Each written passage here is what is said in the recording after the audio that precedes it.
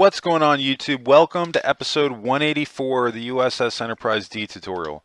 I'm Zero Elite and I just want to thank you very much for tuning in today's episode. If you haven't, please don't forget to hit that like and subscribe button and helping me in supporting the channel. I can't thank you guys enough for that.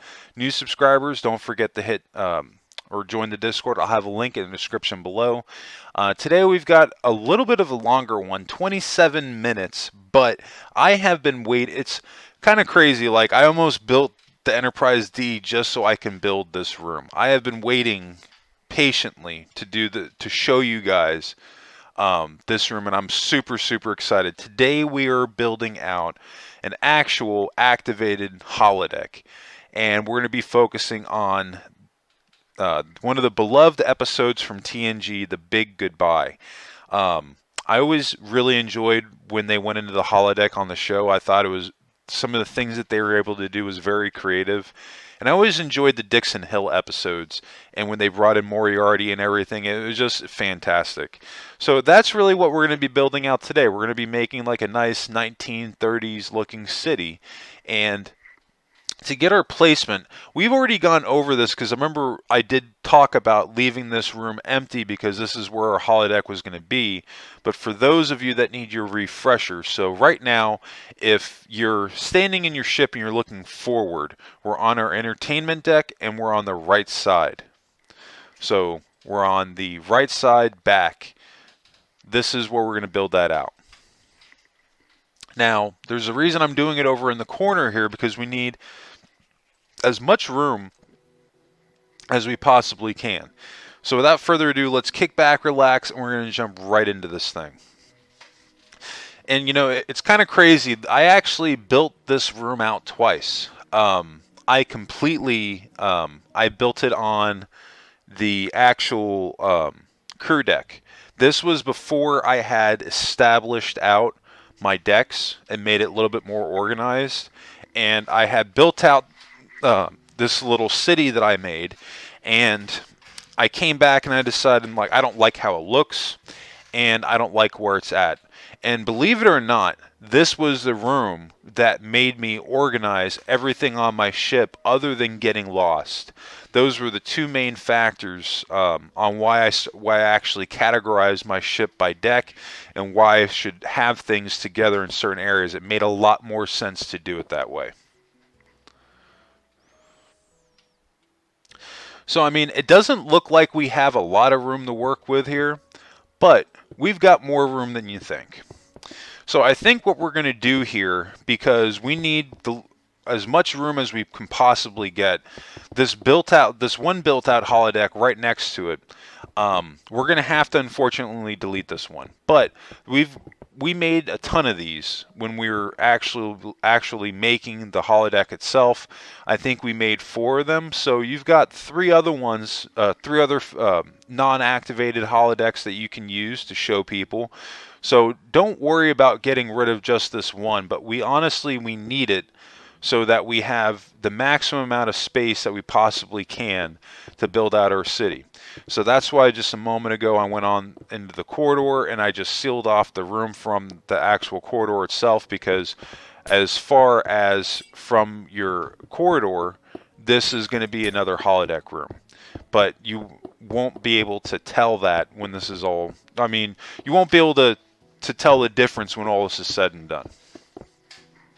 We're just using that door as a facade now. So this is why I love playing other building games sometimes, because they give you ideas, and I learned that from playing Planet Coaster. Because I was building out my parks and it was just getting so grandiose, and it was getting to the point where I had so many pieces it was lagging out my computer. This is when I had my old computer, and I had to think of a way to build smarter around that. And I was like, well, and I just started watching videos on theme parks, and I saw Universal Studios. Like when you walk in there, the one in Orlando, a lot of the buildings that they have up, some of them are real, but a lot of them are just completely facades. And that's when I got the idea of just, okay, I'm not going to build out a fully fleshed building. I'm just going to have a wall there, and then, you know, there won't be anything behind that. It's the same exact idea. And facading stuff out sometimes is absolutely your friend, because it can help you to take a build to the next level and make it look a little bit bigger than it actually is. So like right now we're covering up our turbo lift, which has to stay here, and I tried to find like something that resembled like a nice city, like a 1930s city with the brick, and we're just going to cover it up. So again, we're literally just making another facade. This whole room really is going to be one giant facade when we're done with it. Now, if you wanted to, you could flesh out some of it and add in like an office for Dixon Hill and some stuff like that. We're not going to get that in depth with it, but I think you'll have the room to do it if that's something that you decide that you would like to do. But really, I think the main takeaway with this is embracing the facade and adding in an extra layer of blocks to make something appear different than what it normally or what it really is. It'll help you guys with your builds. It'll help make things feel a little bit bigger.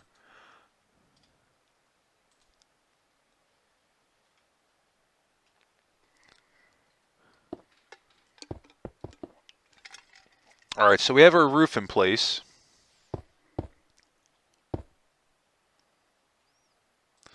You can see that I'm using that dark concrete block. I think that's actually black. Yeah, we're just going to do the whole roof black because this setting is going to be a nighttime setting. Because that was something I always noticed on any time that they went into the holodeck in Dixon Hill, it always seemed like it was like 9 o'clock at night in like a city like San Francisco or New York City or something like that. Very built up industrial or city looking area. You're probably wondering how we're going to get around these doorways here. We'll cover those up. Don't worry about it. When this is all said and done, it's going to be seamless that when we walk into this room, it'll feel like we're transporting off of the Enterprise D and onto the actual episode of The Big Goodbye. Now, with that being said, I did pull up a bunch of screenshots, and my original intention when I was building this out, this room specifically, was that I wanted to try to recreate some buildings from it and just make it look as close as I possibly could. This now is going to tie into why I ended up rebuilding this room, because actually that's what I did the first time when I built this on the crew deck, and I didn't like how it came out. It looked terrible, and I wasn't feeling it at all, and I didn't feel that it met the standards and the quality of videos that I try to do. So I deleted the room, and I deleted the recordings, and I just moved on.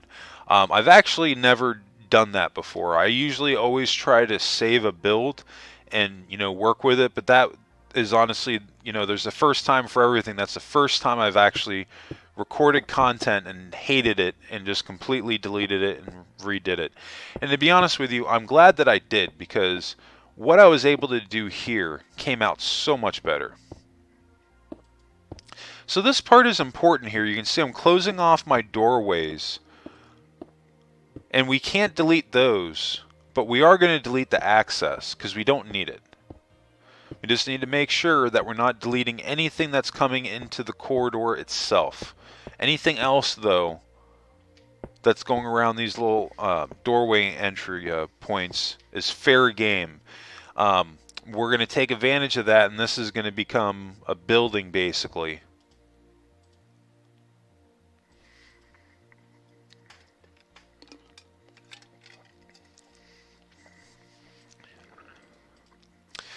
Now, again, this is all up for interpretation. If you don't like the blocks that I'm using, or maybe the certain arrangement, again, make this thing your own. But if I can make one suggestion, you'll see it here when we start to add in a couple more of these buildings. You want to make sure that you're spacing your buildings out and they're not directly on each other. The reason I say this is because what's going to happen is that you're just going to end up having a huge hodgepodge of crap built up against each other, and you're not going to be able to differentiate one building from the next unless you're using different types of blocks. An easy workaround for this is to do a single row or two of black spacing in between your buildings to help divide them a little bit.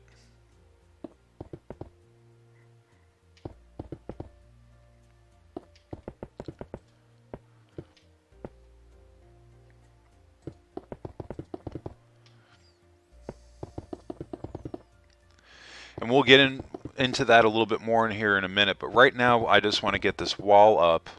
And it's not going to look like much now, and that's going to be that way for a few moments. The buildings are going to look pretty plain for a few minutes until we actually start adding in some of the windows and the I guess pinstriping for the building itself. But when it's all said and done, I think you guys will be pretty happy with it. The screenshot that I'll have with this episode will reflect the finished room. So if that's something that catches your eye, I think you'll really enjoy this tutorial today.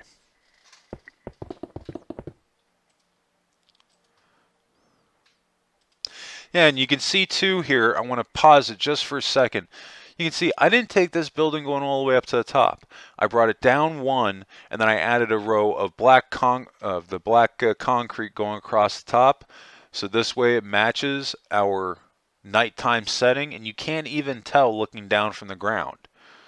Not all the buildings need to be the same height. That's another thing too that's going to be very important here. Having some differentiation between your buildings is going to be vital. So now I think I want to trim this building down a little bit, and we're going to do our spacing here so you guys can see what I mean, why it's going to be so important to space the buildings out a little bit.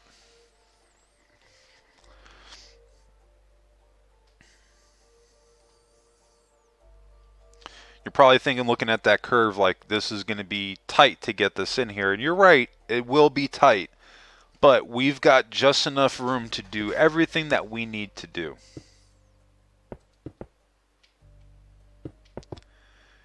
Another thing too is that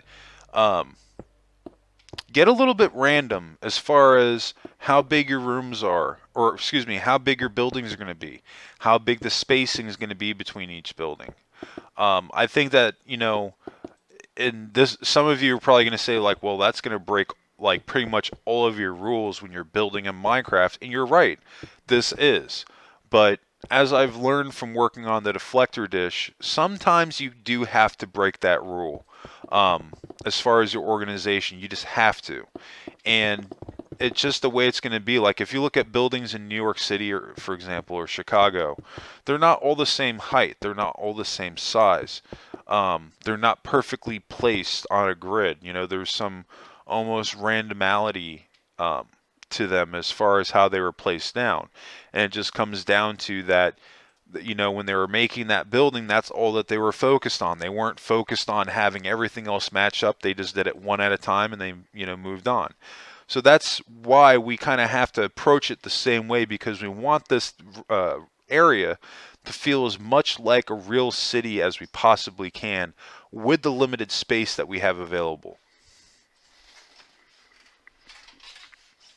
And to be honest with you, I shouldn't even say limited, because we are kind of limited, but in reality, we have all the room that we absolutely need to do everything that we need to do here.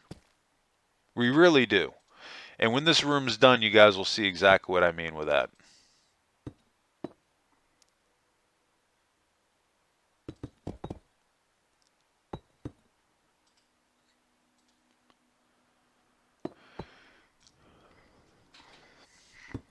So now again, we're going to start another building here, and we're facading it out by covering the wall. I'm not quite sure I'm set on that type of block. I don't know.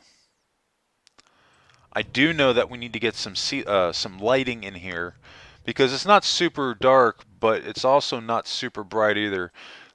These sea lanterns are just going to be temporary. I'm just throwing these down just to get a nice placement of lighting in here so we can see just a little bit better. I did get a little overly ambitious with was the size of this building right here, and I think we're going to end up making this just a little bit smaller than what I just kind of outlined it to be.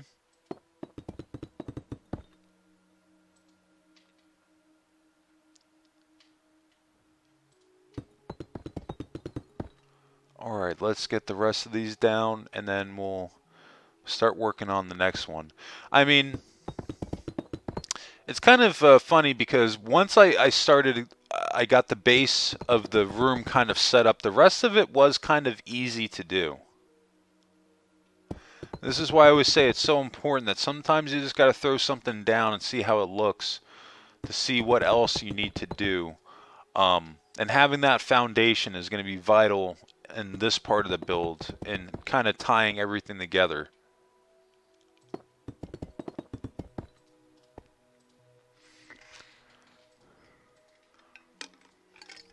Yeah, the only problem with that room or that building that I just made is that it's very fat, very, very wide, and I'm not sure that that's going to work.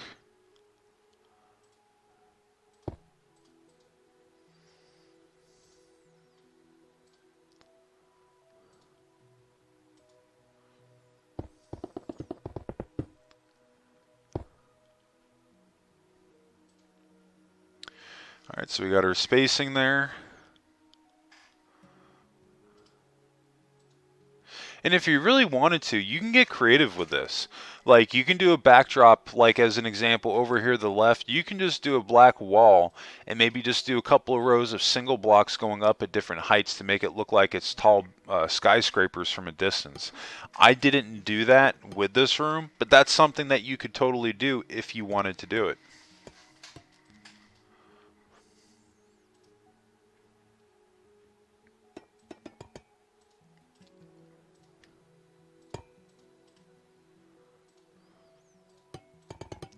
I do believe that the building that we're putting up now is going to become the Dixon Hill office.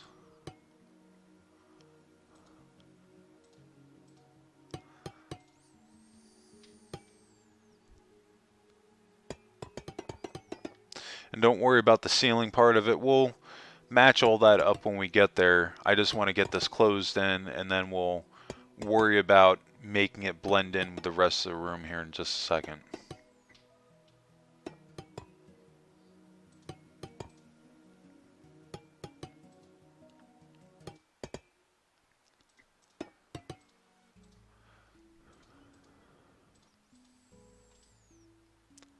Yeah, because one thing we're going to have to do, we either need to adjust the Dixon Hill building or the big fat one that we just put, because they're both the same height. It looks off to me, so we're going to have to adjust that.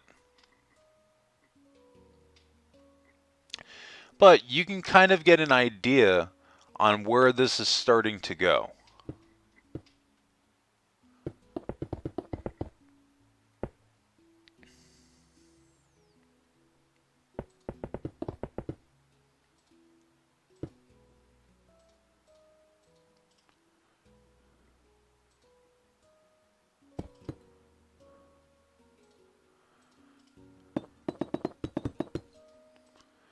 Now, one thing I would suggest that would just make things a little bit easier on this side of it, go with the cut line and go one out. So that this way you're not impeding on any of our pre-existing buildings, because this outer wall here, we can't delete any of this. This is all our corridors. So like all this stuff, that's why I'm trying to build it around it right now, because all this is vital. We cannot get rid of it.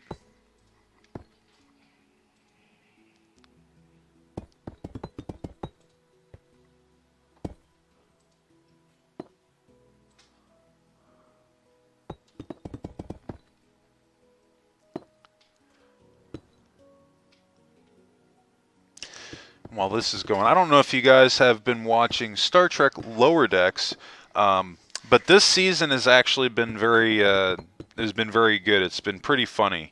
I've actually really been enjoying Star Trek Lower Decks, and I still say it, like, as far as all the Star Trek shows that are out right now, even though it's a comedy, it's the closest thing to what real Star Trek should be, in my opinion, right now. I think every other show that's on Paramount, as much as I love Strange New Worlds, I do throw Strange New Worlds into this category. I think that they've kind of missed the ball a little bit here and there on what Star Trek actually is. And they've just been killing it with Lower Decks. One thing I've noticed too is that the episodes, like, they feel bigger. Not like as far as length or anything like that, just like the scale of it. It feels like the scale of the show has been brought up a little bit, which is nice. Uh, I don't want to get into any of the spoiler territory, just in case no one has caught up. But they've been doing some pretty interesting things. From what I've been hearing, apparently some of the cast members from Star Trek Lower Decks are going to be transitioning, or not transitioning, but will be having either a cameo, or they're going to be in an upcoming episode of Season 2 of Strange New Worlds. That's going to be cool. And I guess, that'll involve time travel, but one of the things that I did not know about the show, all of the characters on Strange New Worlds, their character design, they actually based them off the real actors that play them. So that'll be kind of cool when that comes out, because we'll get to see, like, the real world version of those characters. But I mean, other than that, I don't think there's that much Star Trek news. I heard that I don't know what they're doing with Star Trek 4, man. Like, the Paramount, like, they need to make a decision and get going with it. Like, they've postponed it twice now. And don't get me wrong, like, if it's not ready, it's not ready. I'd rather that they take their time, slow and steady wins the race, quality beats quantity every day of the week. So I would rather wait for them to do something great. But just the fact that they have canceled Star Trek 4 twice now, it does kind of concern me with, like, exactly what they're doing or what their plans are. Because it seems like both scripts that they had, the studio was very, very enthusiastic about, and then for whatever reason they lost their director with this newest iteration of it, and now I don't know what they're doing. I did see the Picard panel, and apparently Patrick Stewart is teasing another TNG movie after Picard Season 3. Not quite sure how I feel about it, because, to be honest with you, I don't hate Picard like some other people do, but I gotta be honest with you, I don't love it either, because what I really, really wanted out of the show, and, like, don't get me wrong, you can flesh out Picard more, but I think what I really, really wanted was I just wanted another movie or show with the full TNG cast. And, we really didn't get that. But with that being said, it seems like they're going to try to do that for the last season. But they were talking about the fact that Star Trek 4 got canceled, and Patrick Stewart flat out said, well, we could potentially do another movie. I kind of hope that they do. Maybe that, they can do something really, really interesting. My brother had brought up a nice fan theory that Picard has been in the Nexus all this time. And he brings up a valid point, because when you think about it, before Picard went into the Nexus, he was not like considered like an action hero. He was the guy that was on the bridge giving the commands. And if you look at from after he got out of the Nexus, the character of Picard became an action hero. And I'm going to tie back to that in a second, but the theory with it is that he never made it out of the Nexus. The only thing I don't like about this theory is that it kind of completely it does. It completely null and voids Star Trek First Contact, which is my favorite TNG movie, and it null and voids everything after that. But there are subtle hints there actually to support this theory. Just recently, they announced some more of the casting for Picard season 3, and I guess Picard is going to have a son in the 3rd season. And I just actually find it kind of ironic that the actor that they got to play Picard, I forget the guy's name, but it's the guy that played John Connor in the Sarah Connor Chronicles, Terminator: The Sarah Connor Chronicles TV show. He's going to play Picard's son. What's interesting about this is that the same actor portrayed Picard's son in the Nexus in Star Trek Generations. And another tidbit, if you really pay attention, I'll have to find the episode that they mention it in, but there's, I think, been at least one time on Star Trek Lower Decks where they mention the flagship of the Federation, and they refer to it as the D. It's clearly after Star Trek Generations. It's clearly after Riker leaves the Enterprise. So, I mean, I don't know. Like, I think that's an interesting theory. I think that would be an interesting way to kind of do like a soft reboot for some of the things that maybe didn't work. But I do have kind of a couple of problems with that, because I actually, like, I wouldn't want them to erase Star Trek First Contact. That's my favorite TNG movie, and it's one of my favorite Star Trek movies, period. I don't know if I'd say it's my favorite, but as far as the TNG cast goes, it's definitely my favorite. I think the main thing here, for me anyway, is that I just want to see them bring Data back, which is going to bring in to play another interesting thing. Brent Spiner is going to be in season 3 of Picard, and apparently Lore's going to be there. And I guess it's not just going to be, our traditional Lore that we've had in the past. And we definitely got that. We saw him in the trailer. He looked like an aged android. Now, take this with a grain of salt, but if, from what I read online, apparently this version of Lore is going to be, I think, like a mix between Lore and B4.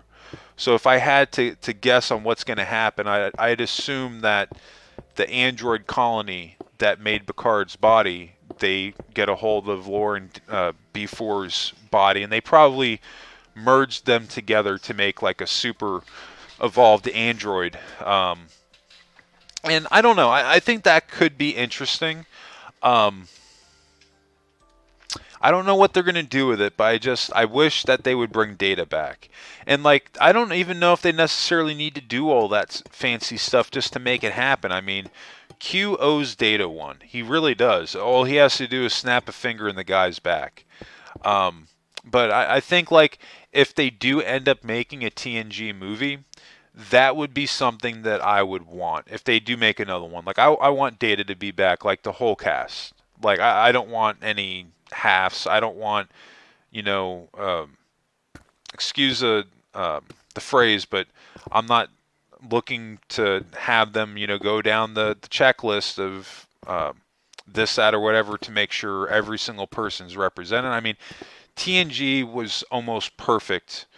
Maybe not like the main cast, but like if you actually looked at the show as a whole, it was a very, very, very diverse ensemble cast. And I would like to see one more movie with all of that. Like, not even just like the main crew, the bridge crew, like some of the other characters, like Barclay, for example. Barclay was one of my favorite characters on TNG, other than the main cast.